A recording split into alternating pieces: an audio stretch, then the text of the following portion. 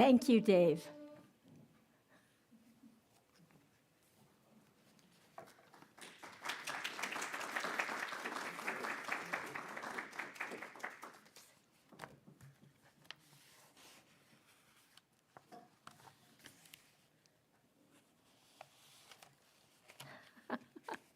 Everything's clipped together here.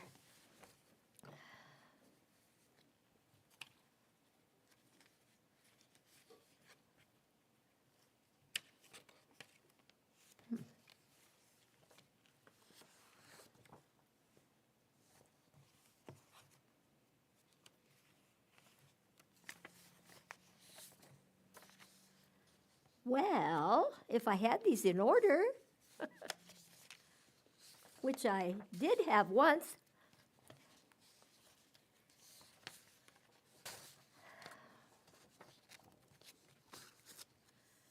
today is Martin Luther King's birthday. He was born January 15th, 1929 in Atlanta, Georgia, where his father was the minister at Ebenezer Baptist Church. And if that name sounds familiar, that is the church Martin came to also after a number of years. Martin Luther King was born Michael Luther King. His father's name was also Michael. In 1934, King's father took a special trip around the world with the intended goal of going to Berlin to attend the Baptist World Alliance meeting. The trip to Berlin, which occurred 1 year after Adolf Hitler became chancellor, had a great effect on him. As he traveled through Germany, he came to have a great deal of respect for Martin Luther and his spiritual journey. As you may recall, Luther had been a monk in the Roman Catholic Church, and he went on to found the Lutheran Church. Martin Luther came to the point in his spiritual beliefs where he no longer believed it was necessary to go through a priest to make contact with God. When the senior king returned home, he decided to change his first name and that of his 5-year-old son to Martin, in honor of Martin Luther. Martin must have been a highly intelligent child because he finished high school and was ready to enter college at age 15. At the time Martin attended Morehouse College, the president was Benjamin Elijah Mays. He enjoyed motivating young men like Martin to reach for the stars. He inspired Martin a great deal, and the two men became very close friends. Martin graduated from Morehouse with a bachelor's degree at the age of 19. Martin continued his education at Crozier Theological Seminary in Chester, Pennsylvania, where he was elected student body president and graduated as valedictorian of his class in 1951. He also met his wife, Coretta, a recent college graduate, on a blind date that year. There was an immediate attraction, and the two were married June 18, 1953, on her parents' lawn in Alabama. He enrolled in Boston University's doctoral program and earned his PhD at the age of 25. His first ministerial job was at Dexter Avenue Baptist Church in Montgomery, Alabama.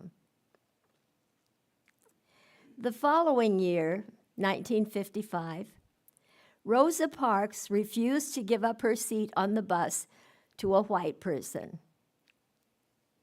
The Montgomery Improvement Association voted to boycott public buses, and Martin Luther King was chosen to lead the boycott. He did so, he did so using nonviolence, which was modeled after Mahatma Gandhi and what he did in India. For over a year after the successful boycott, Black people continued to not ride the buses in civic protest. This was the beginning of King's many years spent in the civil rights movement in the American South. One unity principle that I am using to illustrate King's life is the fifth one: expressing God. In Ellen Davenport's book, The 5 Principles, she says, quote, "The fifth principle says, live the truth," which may or may not mean charging out to save the planet. Later she says, quote, "When we are living the truth, any action we take will be from a consciousness of spirit and oneness." That certainly was the case for Martin Luther King. We know life is about consciousness to begin with, and then we take action, as he did. I cannot help talking about my own life and my experience, which was scanty indeed when it came to civil rights and the problems we have in America with doing as we say we believe in regarding Black people. However, I credit my mother with the way her beliefs and teachings inspired me in this regard. The small Iowa town we lived in was 35 miles from Council Bluffs, Iowa, and 45 miles from Omaha, Nebraska. On occasion, Mother and I would take the train to Council Bluffs to buy things we could not buy in Shelby, which included anything having to do with fabric and clothing, and things like winter coats. Mother was an excellent seamstress, and she made dresses for my sister and me throughout our growing up years, and work dresses for Grandma and herself. On one trip, we needed to go to Omaha, where we stopped at a drugstore for lunch. We sat at a table, and near us at the counter was an African-American woman and her baby. It was a hot summer day, so the baby was wearing a sleeveless sundress. Mother said quietly to me, "Look at that beautiful baby. She has such big brown eyes, and her face just lights up with the beautiful shadings in her skin color. You and I aren't lucky to have that kind of skin color. Ours is just white." Then I really looked at the baby and her skin color. Mother was right. She was really beautiful. Mother and I sat there exclaiming about the baby, and her mother turned around and smiled at us. We smiled back, and Mother said, "We were just admiring your beautiful baby. I know how proud you must be about her." I've never forgotten that incident because it was so powerful, even though I was probably no older than 7 or 8 at the time. In high school, my best friend Louise was from Alabama. Her father was the president of a junior college that he had had a large part in establishing, and her parents, who were originally from the Midwest, felt Louise could get a much better public school education in Iowa than in Alabama. So she lived with an aunt and uncle in Shelby her freshman year. Her uncle's health failed significantly, and my piano teacher, who had also come to like Louise tremendously, invited Louise to live with them during the last 3 years. Louise and I were very close, and we spent every possible minute together. When we were in our senior year of high school, Louise's parents invited me to attend the junior college with Louise. They offered me a full scholarship, and it was too good to refuse. In Alabama, I was introduced to things I had only read about in history books. Segregation was such a shock. I never got used to separate drinking fountains and to the difference between them in quality. Another thing which just did not seem right was not giving way to African Americans when we met them walking down the sidewalk. They were then forced to walk in the gutter. They did it as if it did not bother them, but it bothered me. Blacks were also not allowed in the store where we went to get sodas and ice cream. In those days, of course, the schools were segregated. The school for whites was a beautiful 3-story brick building with lovely, well-manicured landscaping and cement sidewalks and a big sign proclaiming it the high school. One day, when Louise had the family car, I asked her to show me the school for the blacks. I was shocked out of my mind. It was a frame, 1-story building that looked as if it had never been painted. On the front side, at least, it seemed to have very few windows. In fact, it looked as though it had been abandoned. There was no landscaping, and the grass was tall. The walkway to the front door was dirt, not cement. And there were places where the grass had grown through the path. The front door was not identifiable except for the path leading to it. There was not even a sign to tell us it was a high school. And at first, I thought Louise was just trying to tease me. I said, "This can't be their school." But Louise insisted it was. Going back to our 5 principles, the third unity principle is co-creating with God. Our thoughts, feelings, and beliefs have the power to create our reality. That applies to all of us, and it certainly applied to Martin Luther King. A quote from the 5 principles is, quote, "We create not just as individuals, but as groups. We are all connected through energy, or the one mind, or God," end quote. Also, quote, "The fact is, you will have whatever you focus on. The law is neutral," end quote. We can use it for whatever we want. It's whatever we believe in.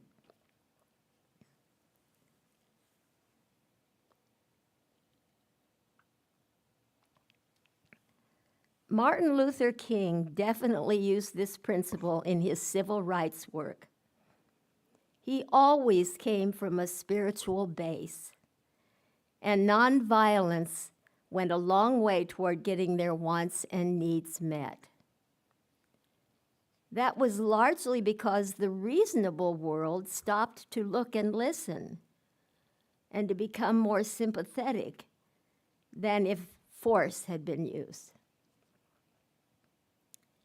We have used this unity principle in our workshops with Reverend Eliza to inspire us to grow into a higher spiritual consciousness so that our decisions are made from this higher point of view. In our workshops, we discussed issues, worked out our solutions to them, and we also grew much closer as a unity family, so that we came to know others much more than just to say hello. We believe now we will choose our minister wisely and well. King grew up in a very protective environment, and he did not feel the result of racism until he was 6 years old.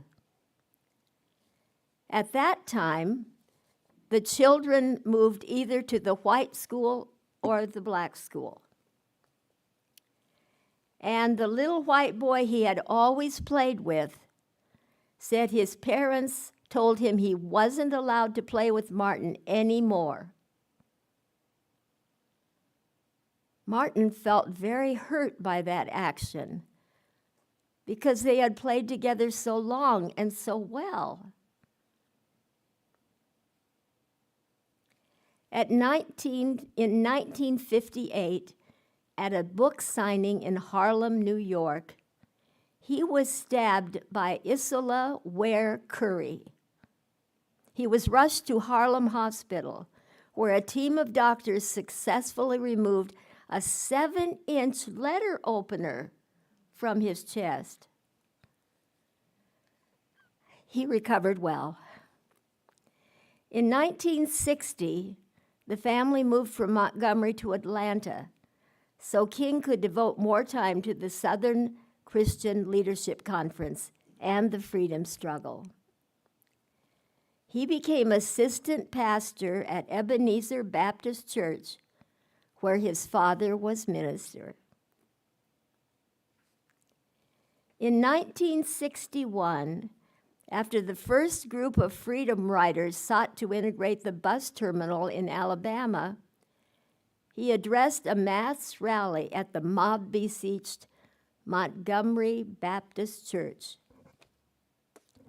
That fall, he met with President John F. Kennedy to urge a second Emancipation Proclamation to eliminate racial segregation.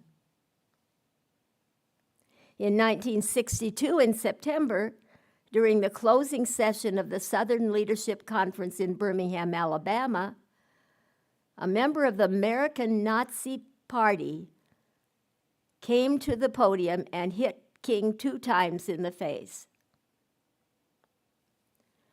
On May 7, 1963, a conflict in Birmingham, Alabama reached a peak when high-pressure fire hoses forced demonstrators from the business district. Additionally, dogs, clubs, and cattle prongs were used to disperse the crowd of 4,000. Perhaps he is most remembered by his "I Have a Dream" speech that he gave to people on August 28, 1963, at the Lincoln Memorial in Washington, D.C. Over 200,000 people came from all over the United States to hear him. He began,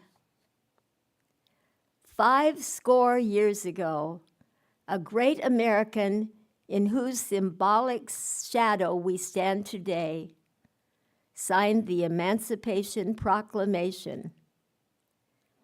This momentous decree came as a great beckoning light of hope to millions of Negro slaves who had been seared in the flames of withering injustice. It came as a joyous daybreak to end the long night of their captivity. But 100 years later, the Negro is still not free." Then Mahalia Jackson, who sang for this event, shouted, Tell us about your dream, Martin.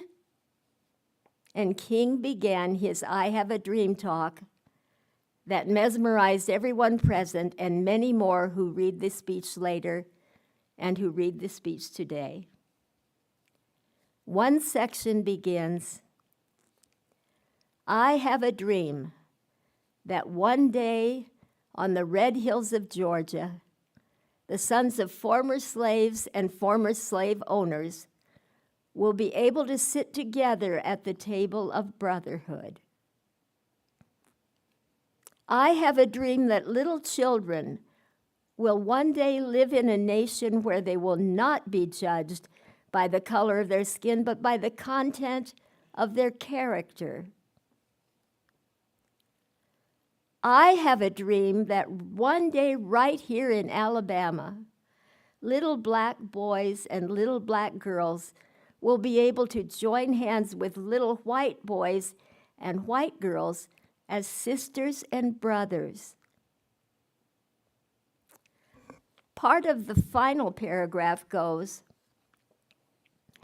when we allow freedom to ring, when we let it ring from every village and hamlet, from every state and every city, we will be able to speed up that day when all of God's children, black men and white men, Jews and Gentiles, Protestants and Catholics, will be able to join hands and sing in the word of the old Negro spiritual, free at last, free at last.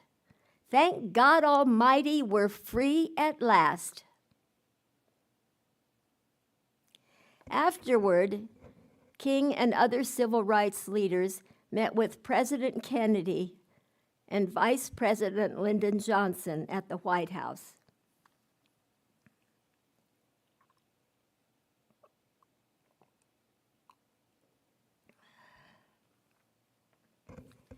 Just about a month later, King gave the eulogy for 3 of the 4 little girls killed in the Baptist church bombing in Birmingham. I remember this well because my Sunday school teacher told us about it, and I visualized it happening in our little basement classroom at church.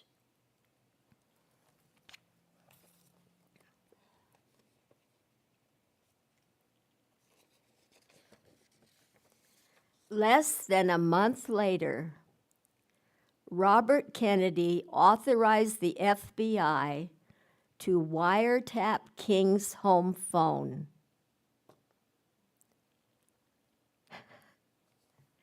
In January of 1964, King was named Man of the Year by Time magazine. In July, King and the Student Nonviolent Coordinating Committee launched a people-to-people tour of Mississippi to assist SNCC and the Congress of Racial Equality in the Mississippi Summer Campaign. In November of 1964, after King criticized the FBI's failure to protect civil rights workers, FBI Director J. Edgar Hoover said King is, quote, the most notorious liar in the country, end quote. A week later, he said, quote, the Southern Christian Leadership Conference is spearheaded by communists and moral degenerates, end quote. On December 1st, King met with Hoover at the Justice Department. 10 days later, on December 10, 1966, King received the Nobel Peace Prize in Oslo, Norway. And King declared that every penny of the prize would be used in the civil rights movement. March 1, 1965, voting rights marchers were beaten at the Edmund Pettus Bridge in Selma, Alabama, as they were trying to cross it to get to Montgomery, Alabama. However, on March 17th, King, James Foreman, and John Lewis were able to lead civil rights marchers to walk across the Edmund Pettus Bridge after U.S. District Judge Opholds gave them the right to conduct an orderly march across the bridge. On March 28, 1968, King led 6,000 protesters in support of striking sanitation workers in Memphis. The march descended into violence, and King was rushed from the scene. On April 3rd, King returned to Memphis determined to hold a peaceful march. During the evening, he delivered his final speech, "I've been to the mountain." A day later, on April 4th, King was shot and killed while standing on a balcony of the motel in Memphis. King was buried in Atlanta, Georgia, on April 9th, 1968. Even though he was murdered at the age of 39, Martin Luther King accomplished a great deal, both in his spiritual ministry and in the civil rights movement. We also can accomplish a great deal in this life. I achieved a lot when I was relying only on my intelligence, but in those days, I worried a lot. I no longer let fear and worry dominate me. If I become anxious, I immediately begin meditating and asking Spirit to help me become calm. We are stronger by far when we believe in divine Spirit and in co-creating with Spirit.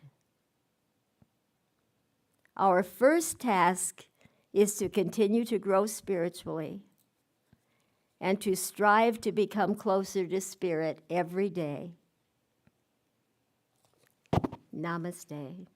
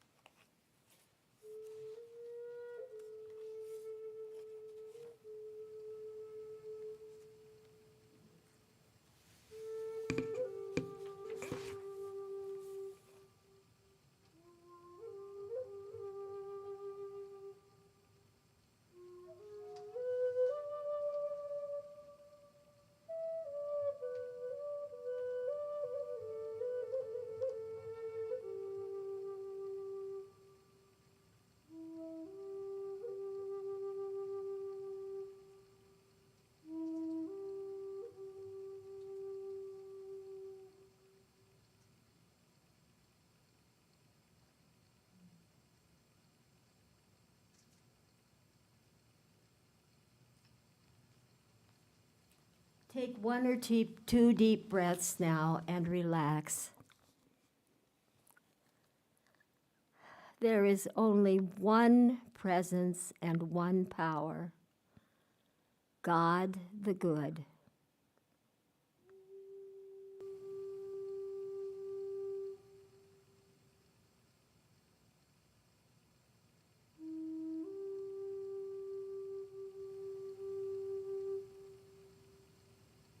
I open myself to that presence. I am one with God.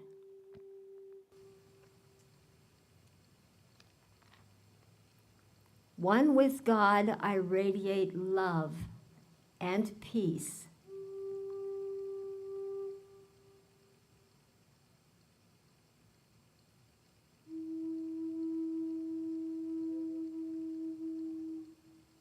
I shine my light.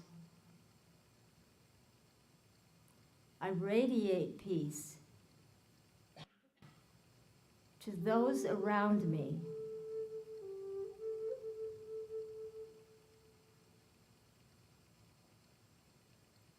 And to all those I meet today.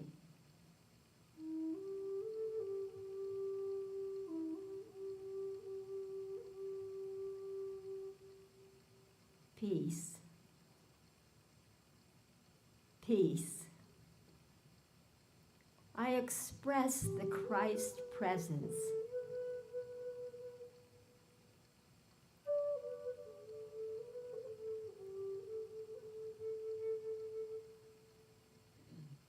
With a smile, a touch,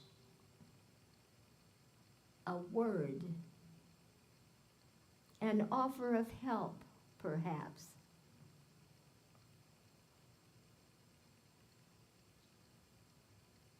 We are all connected.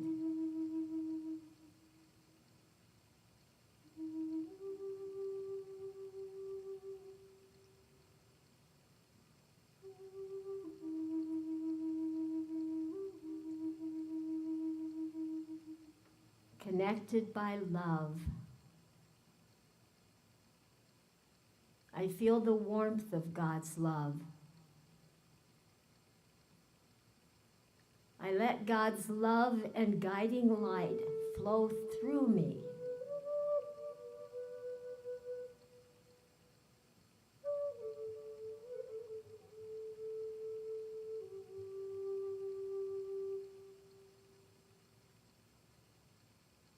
Light and love,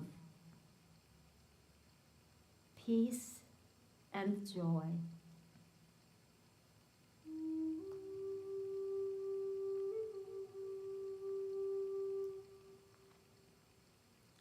Divine love blesses all we do and say. We are peaceful, relaxed, and renewed.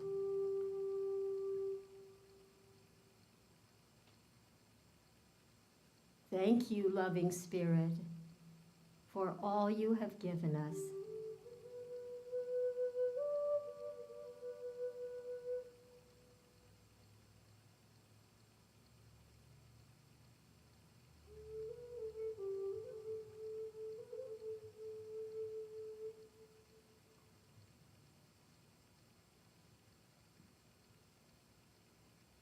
We are so grateful for all we have been given.